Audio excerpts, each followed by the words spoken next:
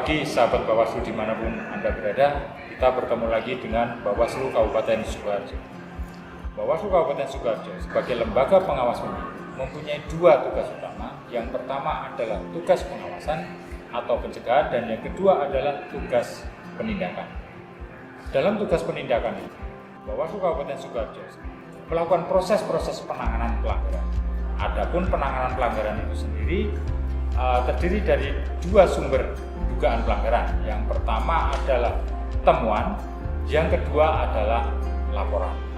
Yang pertama, untuk temuan itu adalah dugaan pelanggaran yang diketahui secara langsung oleh pengawas pemilu di semua tingkatan.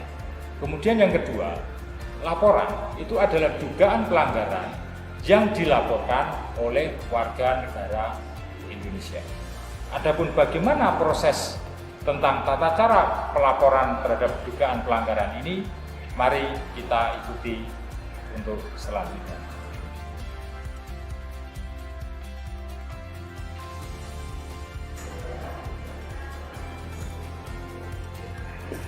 Siapa yang dapat menyampaikan laporan?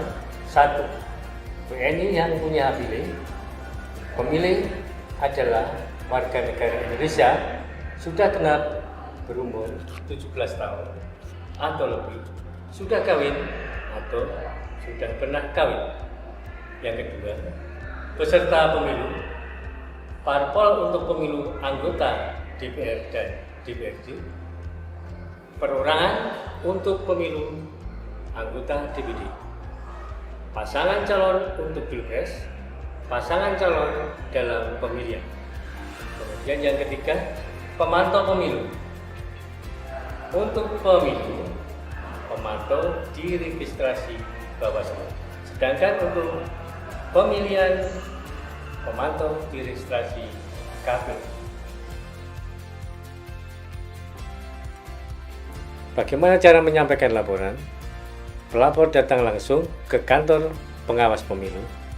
Pelapor dalam menyampaikan laporan membawa syarat material dan formil.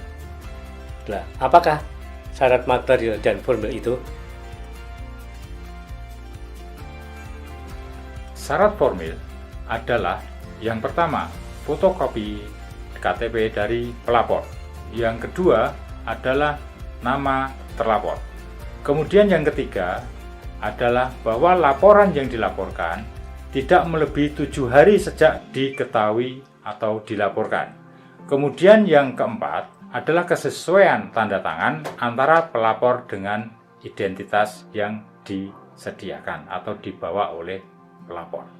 Kemudian syarat material meliputi pertama, tempat kejadian peristiwa. Kemudian yang kedua adalah uraian kejadian peristiwa. Yang ketiga adalah bukti dari peristiwa tersebut.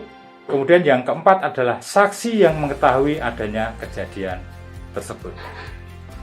Setelah laporan memenuhi syarat formil dan material, dilakukan registrasi. Selanjutnya, Bawaslu Kabupaten Sukoharjo melakukan rapat pleno untuk menentukan jenis dugaan pelanggaran. Adapun jenis dugaan pelanggaran terdiri dari 1. Pelanggaran administrasi, 2. Pelanggaran hukum lain, 3. Pelanggaran tindak pidana pemilu maupun pemilihan, yang keempat, pelanggaran kode etik. Demikianlah proses ataupun tata cara penanganan pelanggaran di Bawaslu Kabupaten Sukoharjo. Harapan kami sebagai pengawas pemilu, tentu kami berharap kepada semua sahabat Bawaslu dimanapun berada, marilah kita jaga marwah demokrasi dengan menjadi pengawas partisipatif. Berani lapor, itu hebat. Bersama rakyat, awasi pemilu.